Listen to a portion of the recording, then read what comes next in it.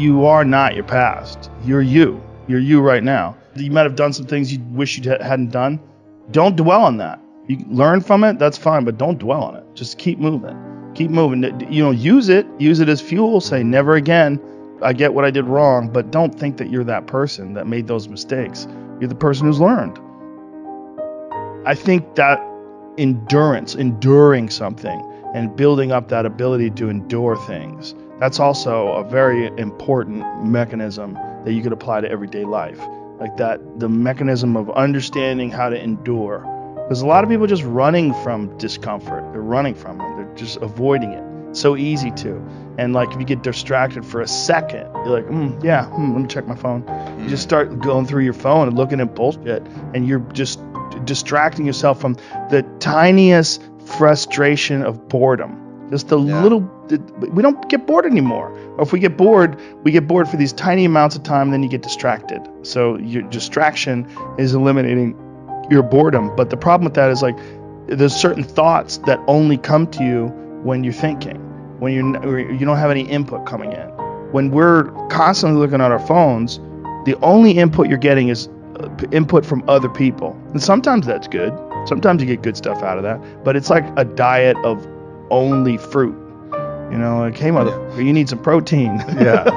Like you need to get some other things in your diet. And I think having discomfort in your diet, like having it as a regular part of your life, it minimizes the amount of other kinds of bullshit. And I think that insanity and greatness are next door neighbors, and they borrow each other's sugar. There's something about mastery, like true mastery, that requires you to shut off massive areas of your life, personal areas, relationships, education. My education was a joke. I mean, until I was 21 years old, until I started doing stand-up comedy, I didn't read books. I mean, I might have read a Stephen King book here and there to kill time while I was on the train on my way to training, but there was no desire to educate myself. If I was educating myself, it was maybe reading the Book of Five Rings to learn better strategy to be a better fighter. That was all it was. Or was there ever a point where you said, I'm a little out of balance, I need to go the other way? Well, I realized I was a flawed person for sure. And I think in realizing that you're a flawed person... What helped you realize that? Just fucking up. Just being an idiot. Realizing, girls would get mad at me, or maybe guys would get mad at me. Whatever it was, I realized that I had flaws, I knew that I was... And then also failing at comedy. One of the hardest things to do is to go from being really great at something to sucking at something. And that something that you suck at is now your path. And that's what I found myself in comedy. I could get laughs every now and then, but I knew I wasn't anything special. I knew I was terrible. And there was something exciting about being terrible because I had potential, because there was potential for growth. If you start doing it and you're great at it, like naturally, like maybe I wouldn't have had the motivation to do it as a living for 25 years like I've done.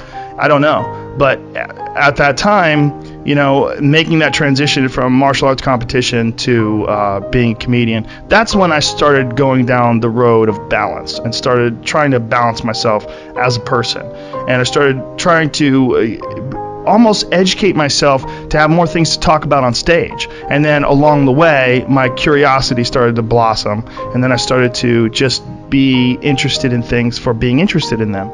And as I got better as a comedian, I became less worried about what other people thought about me and more worried about just improving and keeping this sort of momentum going.